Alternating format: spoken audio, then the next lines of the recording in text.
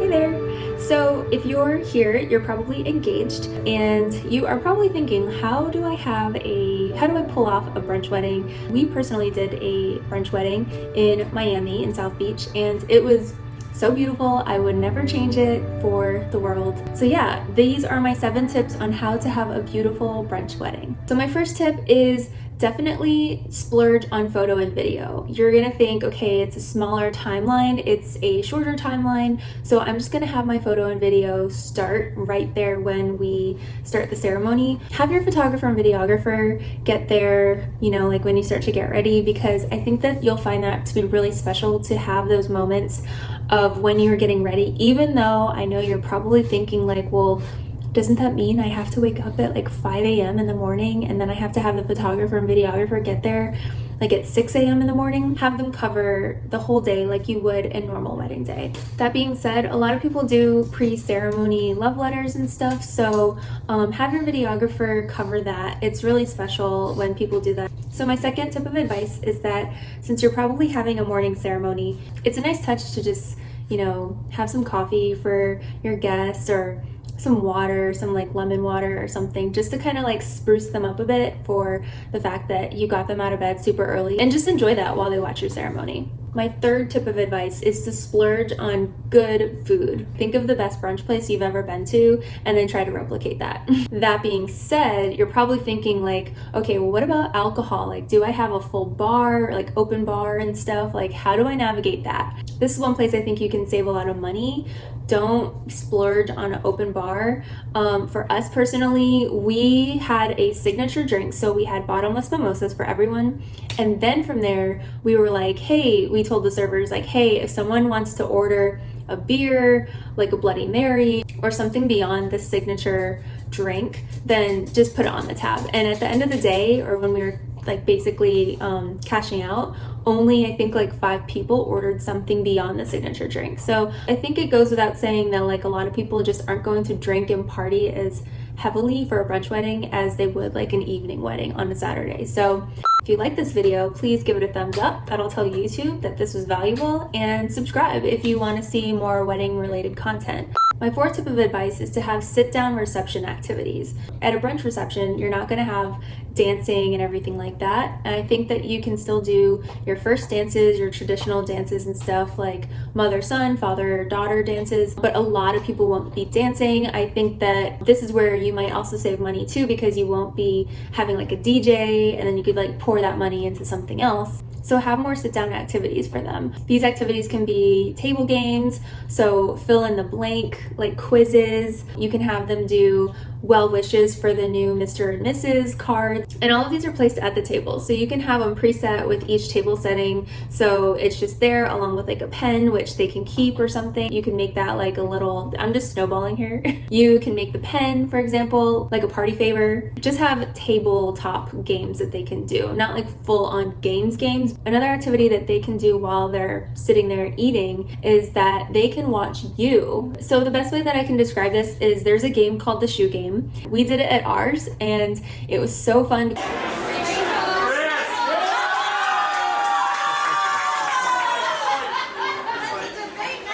And it's just a way that guests can kind of like feel engaged with you and react to you and your relationship and now being married. Even though there's no dancing, it doesn't mean that people don't want to get up and mingle and walk around. So I definitely suggest to still have something like a photo booth that they can go over and take photos, mingle around the photo booth, have some props, laugh, just chat with other people that are there. Some other places they can go to is like the dessert table or the guest sign-in table. We had like a picture frame with a really thick white matting around the frame, and so people were able to sign that, and that was kind of like our guest book, and we have that hanging up in our house, and it's just a really fun way to display your guest book. You can also have a drink station, so where your signature drink is, you can have them go over and just like get another beverage, get another mimosa, and this just allows people to get up and walk around without feeling stagnant or like they're married to that seat, So my next bit of advice is to, like, if you can, make your brunch wedding a weekend affair. Plan a rehearsal brunch or rehearsal lunch, and this allows people to just meet up, mingle, and really like chat and get to know each other, hence like what a lot of rehearsal dinners are actually for. But I will say that at your rehearsal dinner or your rehearsal brunch, really try your best not to drink alcohol, because that's going to just make you like puffy. So try to avoid alcohol at your rehearsal dinner and you'll look beautiful for your wedding day. So you had a brunch wedding and now you're kind of like, well, what do I do with the rest of the day? Well, what we did was, after the brunch wrapped up, I think around like 3 o'clock, we went back to the hotel, relaxed. I think honestly, Chris and I passed out and took a nap. And then that night we had plans for an after party. I always feel bad for like, you know, grandma and grandpa, they want to stay and hang out. They want to see you and watch you having fun and watch you dancing and stuff. But they personally are tired and want to go to bed. So that's a great way to cater to both types of guests. You got your guests who just really want to see you get married, and then you've got your guests that have come for an epic party. And all of it is still wrapped and bundled like it's your wedding day. And honestly, I feel like my wedding day, because we did that, I felt like my wedding day was a lot longer. It didn't feel like it flew by, because we were celebrating literally from like the morning, took a little siesta in the afternoon, and then we went out that night. So yeah, it just felt like a really long party. A little bonus benefit to that is that maybe if you want to do a dress change, you can do a dress change for your after party. My next bit of advice is to save on hair and makeup costs. I think for an evening wedding, it's a more elaborate makeup look, and maybe you want to do an updo and everything like that for a more traditional evening wedding.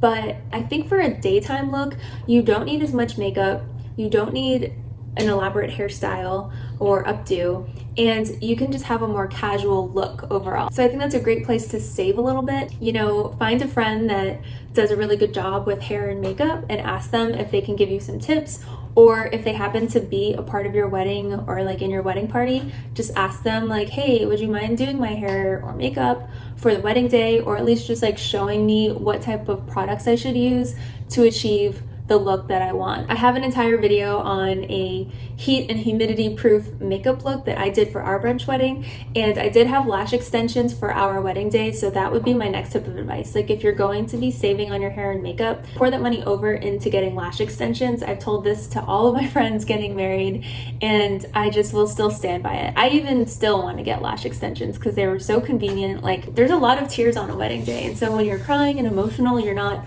too worried about, you know, your mascara like smudging all over your face. But if you want some inspiration for just timeless, minimal, heat, humidity proof makeup, check it out, I'll link it. Okay, so those are my tips along with my wind down and wedding series. This is also when I'm going to be posting more of my wedding videos here on this channel. I'm still in between if I want to keep my Gnarly Films channel separate from this channel, but I feel like this is just a better way that I can connect with other brides and couples that are planning their wedding. My wedding videos that I post, they'll probably be a little bit more like a director's cut. Don't be afraid to just go ahead, think out of the box, get creative with your wedding plans. Again, please subscribe if you got something out of this and want to see more, and thumbs up if you found this valuable. Thanks so much for watching.